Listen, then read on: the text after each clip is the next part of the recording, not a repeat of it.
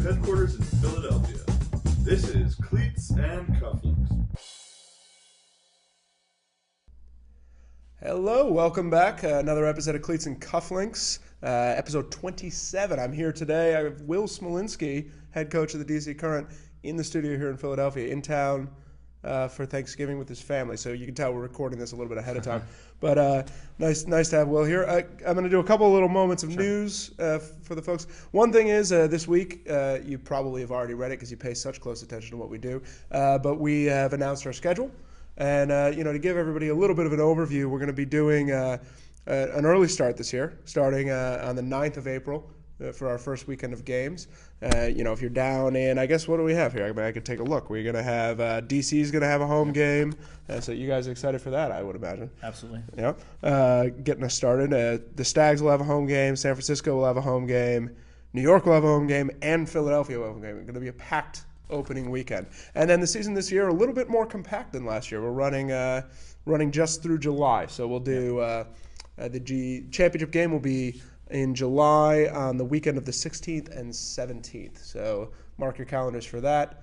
We'll have an announcement of where that's going to be coming up soon. So we haven't quite finalized that.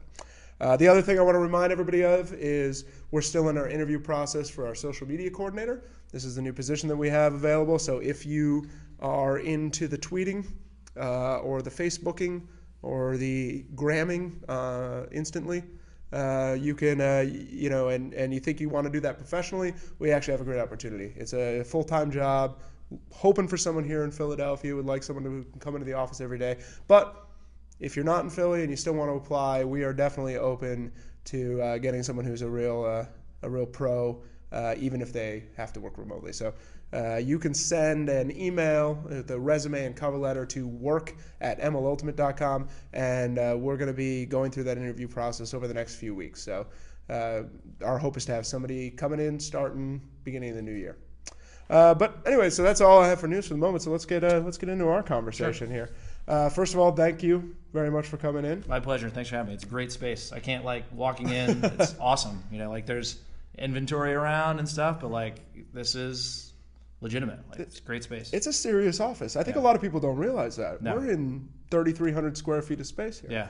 And sitting in now our nice little studio, which I think on the camera looks a little more cramped, but is actually pretty spacious. Yeah, it is.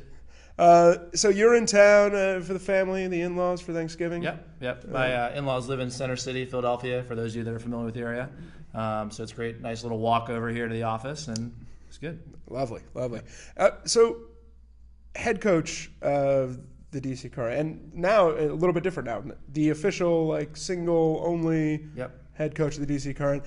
For the past few years, you've been working with Kevin, Kevin Moldenauer, and Kevin has decided to play this year.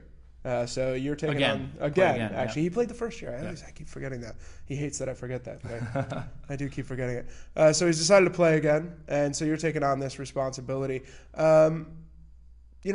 Tell us a little bit about that decision process, and also, who else are you bringing in to help kind of fill out your team there? So Kevin leaving at first when he stopped playing, I think that was tough for him because he can play, he can still play. Anyone that watched Chuck play at all this year saw him play, but he's still got it. And I think that initially him leaving to the pro game to coach was tough for him. Our conversation after last season, one of the things he brought up was, I want to play while I still can. So it's a great decision for him, and we know that he can be a role player on our team. If you watch Kevin play, you'll see that he can still shut down guys on defense. You can still that he's not going to turn over the disc on offense. He doesn't make a lot of mistakes. A physical player. Yes. I played with him in 2005. He played on Pike with me, and we used to match up a lot, O and D line, and physical to the point of brutality sometimes. That's a running joke for guys that when they cover him in practice or he's covering them, is it you got to wear your shoulder pads? Yeah, you're getting bruised, which I always loved. That was my style of play. I like a guy you can bang around with a little bit. It's fun. So he's moving over there, and you're taking the head coach role officially. Who are you bringing in? Who's coming in to help you out? We're really excited. know We brought you? in 2 assistant coaches. They're actually coordinators, what we're calling them. Sam McClellan and Jacob Nuxel, who both coached a women's team out of DC called Grit this year. Their strengths really being player development and like seeing talent and skills that other people might overlook. I'm really excited. I worked parallel with Jacob for years. He works at my camp with me. He's a counselor at the camp that I run. And I just met Sam this year, and I'm really excited about her. Her playing resume is top notch. You know, like she's done it all. Worlds, national championships. She is solid. Fantastic. And that actually brings me to another question. So, well, first of all, coordinators, are these like offensive and defensive coordinators? Yep. So you're going to split them between the two. Yep. Do you know who's doing what yet? Sam's going to be running the offense, and Jacob will be running the defense. That's exciting. Yeah, that's a good team you have put together. Yeah. And you said that Jacob worked as a counselor in your camp. Yeah. So let's talk a little bit about that. You have an ultimate camp that you've been running for how many years now? 7 years now. So the first couple of years, just like any other business, you know, not really making any money. Yeah, just something that we do out of fun. And you know, my business partner Dave Souls, who I've been working with in the youth scene with for over a decade now, started this camp as a way to help our high school programs out and be like, if we can get kids throwing sooner, then we're on the first day of practice, we're not teaching kids how to throw a flick. We're teaching theory and like how to cut on time, things like that.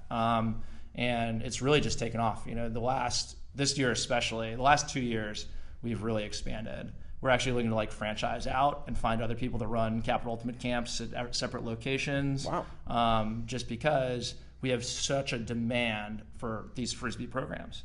And there's really, you know, there's big ones like Nutsy, Nike Ultimate camps. You know, Spin does a camp, I believe. But really, in our area, we're the only game in town. And there's like people in DC don't want to travel to Virginia. People in Virginia don't want to travel to Maryland. So like just really finding a way to get our services to people who want it. So how many kids are you dealing with? Like what kind of time frame are you working on? Like how much time are you putting? So the day camps are a week each. Okay. And those are really geared towards middle school kids. Cool. In Arlington, we do about 100 kids per week, and that's 2 weeks. Wow. And then we did Maryland this year, and we had, I think, about 25 out for that camp for a week. And then we also did a sleepaway camp, which was huge this year. Our first couple years, we only had about 20 kids out. Yep. And this year, I think we had 40. Wow. Double their numbers. So that's the sleepaway, and is that a week? That's a full week, yep. And that's geared towards high school kids. All right, that's very cool.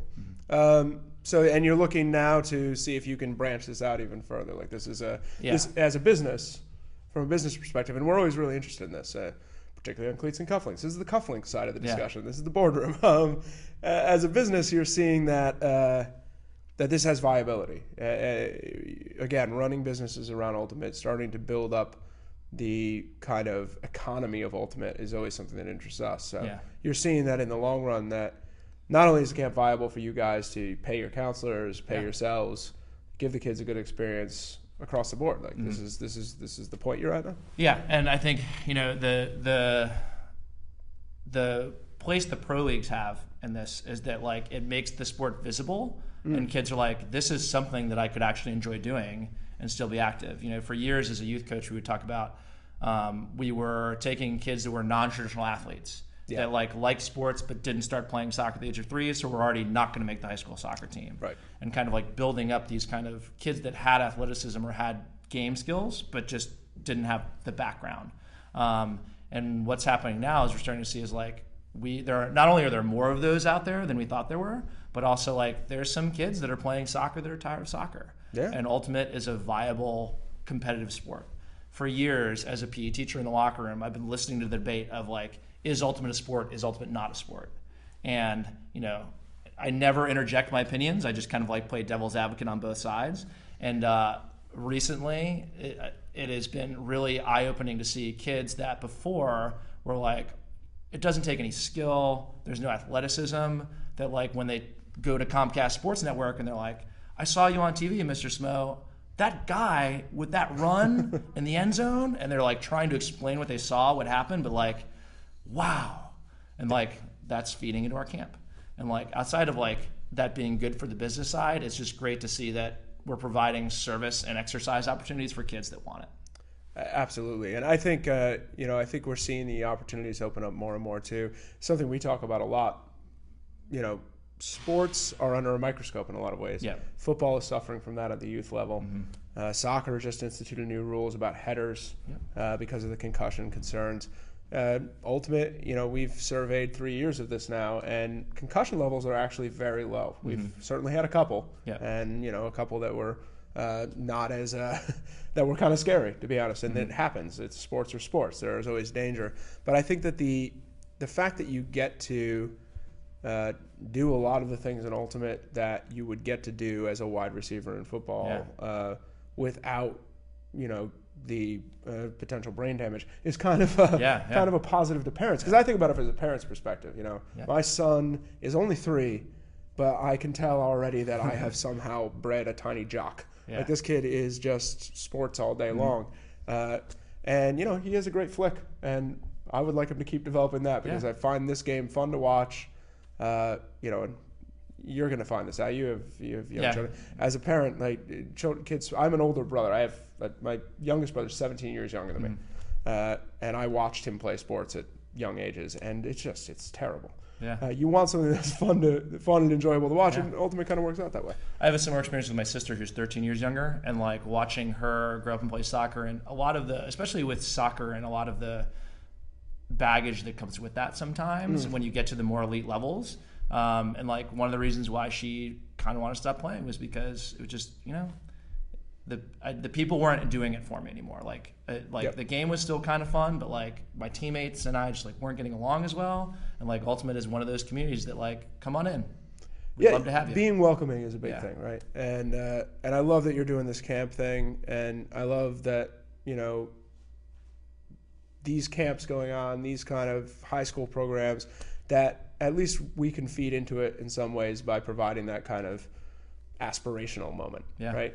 Like, I could be on TV, running down a disc, catching it. That aspirational moment, I think, inspires kids to get involved, and that's what we hope anyway. Clearly. So that actually brings me into the next thing I wanted to talk to you about. So you're doing these camp things, you're developing young players. One of the things I've heard you talk about a lot coming into this coming season is the fact that the MLU finds itself on pretty firm footing, the fact that we have, we're able to look a few years in advance. You have been talking a lot about player development.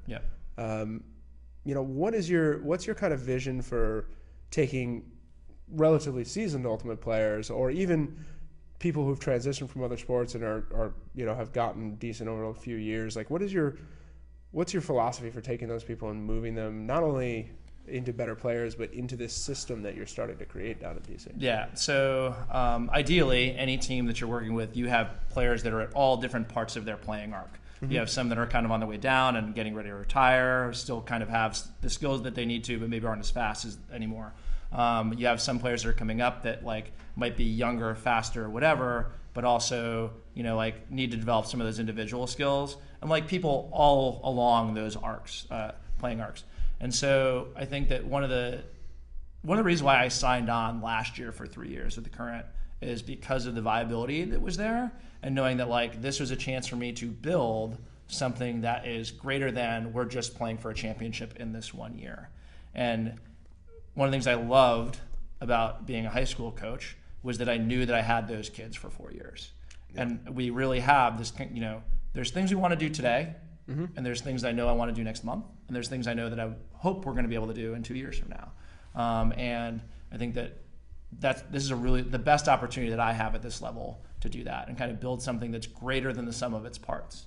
You can take all the star power you want and put them on a team, but at the end of the day, you don't know what you're going to get, right? Yeah. And like one of the things that I like is the control of I get to build this and develop this. And even like there's players like Rico who, when they first made the Current, was unknown. Yeah. I didn't know who he was. And that's Del Rico Johnson. For all of you not familiar with the shorthand. And even Alan Kolek was relatively unknown. So, I think that there's plenty of those other players out there. We just need to find a way to go with it. And I think that I'm talented in doing that. And I think our coaching crew is talented in doing that as well. It's funny. I've seen the work you do doing this. You made a joke earlier when we were talking before we got on here that you probably spend more time working on Ultimate than pretty much anything else. Yeah. And I think it's true. I remember a couple instances. One, when I got a text from somebody that told me that you were at regionals just scouting people, which I love. Yeah. And then the other one was at the beginning of, I guess it was the first game of last season in Philadelphia. Yeah. I was walking through the stadium and I find you up in the stands with your notebook just scouting the game because you had Boston coming down to play you guys the next day. Without Muffin and Danny Clark, what does that offense look like? Yeah, you gotta was the know. question, and I wasn't willing to go into that first game not knowing. Yeah, absolutely. I think what I love about your position is it's something that we've talked about here for a long time. That I don't think the entire landscape of players is that well understood at this moment. I think back to when I was playing.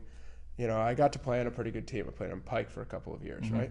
But it's expensive and it's time consuming, and there's a lot of travel involved, like to Santa Cruz and to Florida and et cetera. And at the time, I could only make it 2 years in that. Doesn't mean I still wasn't a good player in 2006. I probably was, but I just didn't have the wherewithal to do it again, right?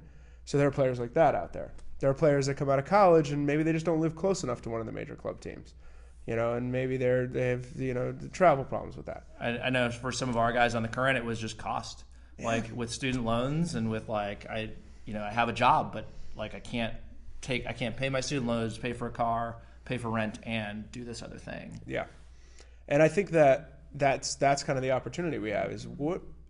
Not just who are these great players, because we want these great players that play on the club teams, and we have great players that do that, and they're a big part of our league, huge part of our league.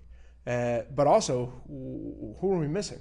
There's other people out there, and as you said, I think Del Rico is a great example of that. This is a kid who's really, really good, who just was not on anyone's radar. Yeah. And he's definitely on radars now. And I feel like I can name drop so many of those guys. We had Paul Grabowski, who got an ESPN play that played for us in the championship season. That was the day he had a kid, right? Yeah, it was the day after. Well, he didn't have the kid. His wife did. She did the hard work. But he, and he was a mixed player for a while, played for Catholic University, not a big name Ultimate University, but still something in the DC area that people know. Yeah. And then here he comes, and he is, especially for that championship team, was kind of one of those unknown players that had a serious impact on us being capable of being a championship team.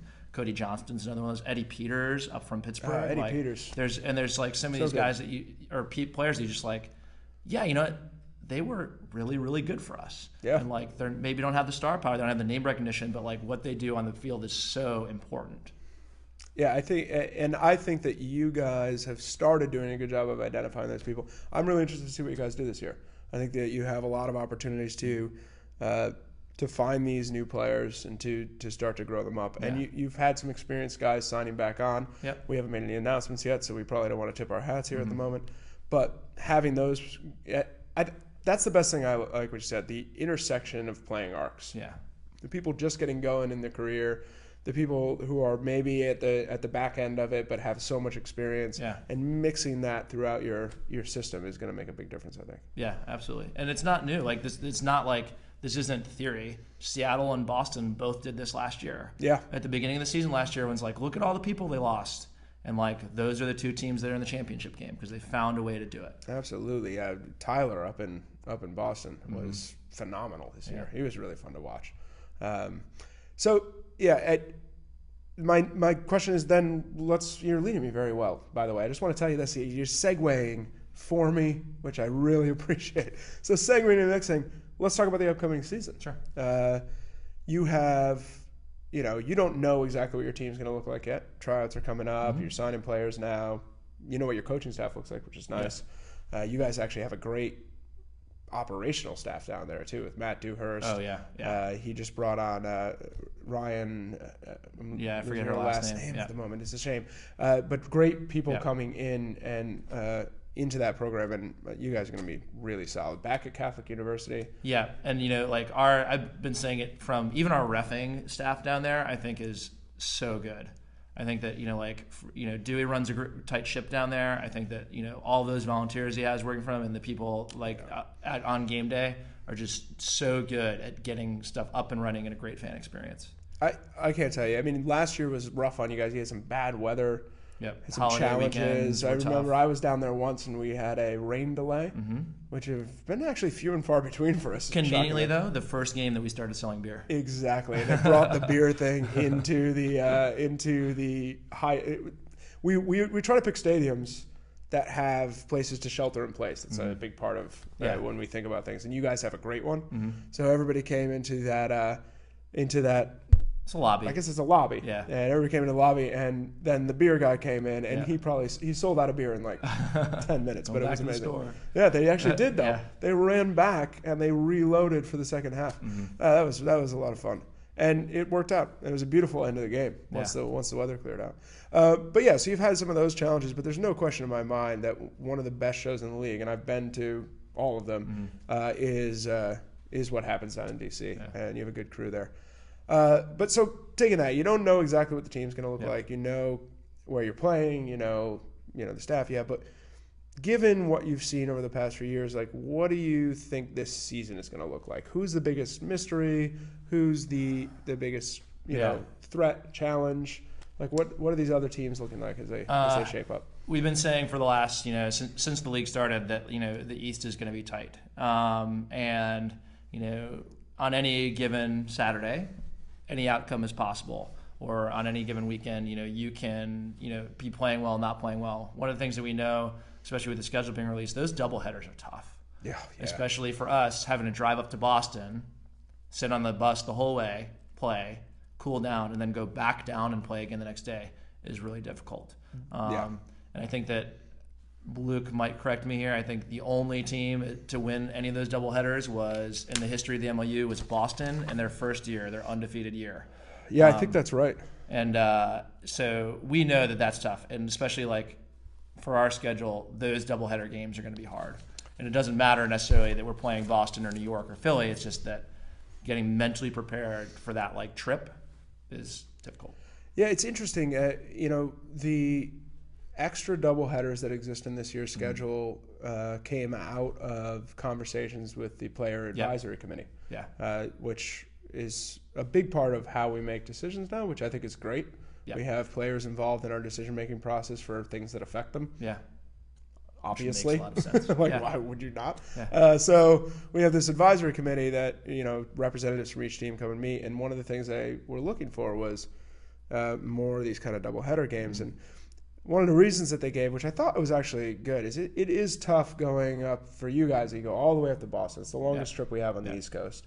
You go all the way up to Boston. You play a game, and then you got to go all the way back home, and then you're going to go out the next weekend or whatever. But if you can go to Boston and then after the game drive most of the way to New York, then at least you're going to be pretty fresh for the New York game, right? As my wife would tell you, when you go out to Boston, your whole weekend is shot. Right, even if you're playing on Saturday, so why not when play you another come back, game? so like you might as well just get the other game, and then that frees up another weekend later. Yeah, it's true. And so we have some more buys for people. We have a little more condensed schedule, and I think that's what the players look for. And it works out for us too. I mean, it's challenging. I will admit it's going to be challenging.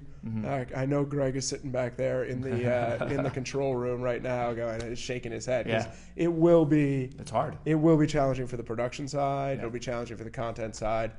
But you know what? There's always a balance of that stuff. We need to take on some bigger challenges here so that the players have a better experience there. That's something that we do.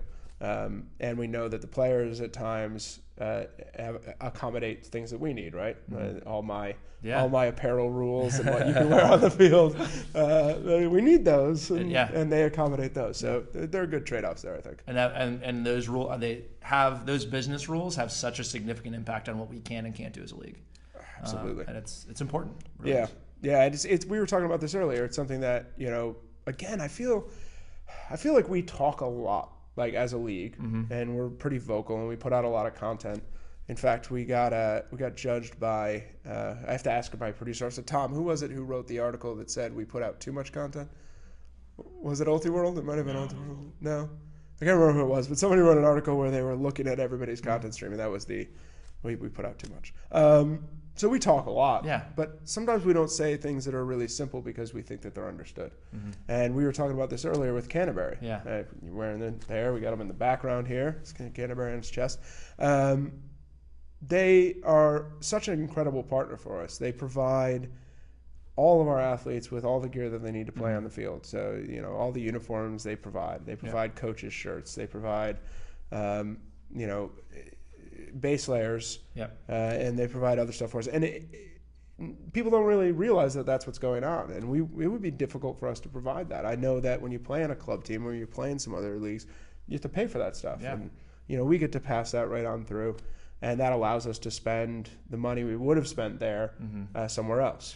I think also for the players too, when it shows up as a box of stuff that's for you, you're like, oh yes, this is for me. Yeah. I have earned this. Yeah. But then you don't realize that actually the people that earn this is the company, the business. The MLU went out and got this sponsorship, and they're the ones that are allowing you to wear these uniforms, and you don't have to pay for that. And especially the difference between club and this is that that's $60, $80, depending on where you're getting, what your jerseys looks like, what your hoodie looks like, or whatever it is. Absolutely, yeah, and that stuff can definitely add up. And also, yes, the company we get out and get that. It's part of the way that we're built that lets us do that, which is great. But the other good thing is, and as you know, because you're about to go through this whole process of tryouts and all that stuff, is the players did earn it. Yeah. You earned your place there, and you earned that uniform. And I like that is a reward instead of, all right, I earned my spot on this team and now I have to buy this. Yeah. It's you earn your spot on the team and now you get this. Because no matter where you're trying out or what you're doing, it's not easy. Yeah. You have the amount of hard work these guys put in. I think that's something that kind of casual observers don't understand. People who play even in the recreational level or in gym class, people who watch the league, I don't know if they get the amount of work these guys put in to be in the kind of shape they're in. Yeah. Because it's incredible. What do you guys do? That's an interesting question. What do you guys do for training? What are your recommendations? What are your... Well, obviously, Lizzie, our strength and conditioning coach, she would be better served to answer this question. We'll get her up here. But we actually just talked about this last week as we're starting to prepare our season plan. Cardio base right now is really January 1st. Guys need to start really hitting up their cardio and making sure that they have a good cardiovascular platform. And then from there on, a lot of ultimate specific movements in training. So cutting, sprints with decelerations and accelerations. And, lifting is important. And I think that, I feel like ultimate players are hot and cold on lifting. Sometimes they're like, oh yeah, lifting. And then other times like lifting doesn't actually help. But in the, like a lot of other things, it's probably in the middle, right? Yeah. You don't need to be crushing the weights, right? But you need to be firm up top. You need to be able, so if there's contact shoulder to shoulder, that you can maintain your space. Things along those lines. You got to be durable too. Yeah. I mean, I see those injury reports come through every week. It's a field sport. It's pretty intensely played. There's going to be injuries, and having a little bit of extra mass can help protect you a little bit, I would imagine. Lizzie and I talked, I think, for 20 minutes about hamstrings. Okay. Right, hamstrings. Because that's for the last 3 years that has plagued us. And I don't know if people remember Alan's first year with us, but he was off for a third of the season with a hamstring injury. Yeah, that is the worst injury. I mean, I remember that as a player. I was a soccer player my whole life, and we would lose people to hamstrings all the time. It was worse. I was blessed with indestructible hamstrings. Yeah. So I don't know what happened. Yeah. Or maybe no. You and Kevin Moldenhauer. Yeah, no hamstrings. Kevin never stretches. Never. Oh, I know. Yeah. I know. He's a weird machine of a human being. Yeah, he's. I have a lot of fear and respect for Kevin Moldenhauer. You heard that, Kevin. You heard that right. Came from here. All right. So last thing is, DC. Are you guys going to go to the championship game this year? Our goal is playoffs, right? Okay. And that's not any different than the year we won the championship, is playoffs, and then we go back and work as a whole new season for that one game, and then work for a whole new season, ideally, for another game. But you got to earn your quarters, right? You play the season one quarter at a time. And if you play well enough, then you get 4 more. And if you play well enough in those 4, then you get another 4. There you go. I like that philosophy. Yep. Excellent. Well, thank you very much for coming down here. I really appreciate it. It was great having you. It's good to get a little outside our own heads. I feel like I've just been going through people in the office here for a while. So we're going to try to get more people from outside this environment in. But nice to have you. You can follow Mr. Smolinski here at Smolinski Will. Yep. On Twitter. You can also, of course, follow me at Nick Darling. ask us questions at Cleats Cufflinks, or send an email to cleatsandcufflinks@mlultimate.com. Thanks again for coming. Yeah. Thank you guys for listening, watching, whatever it is you did. I'm looking at the wrong camera. And we'll see you next time. Thanks.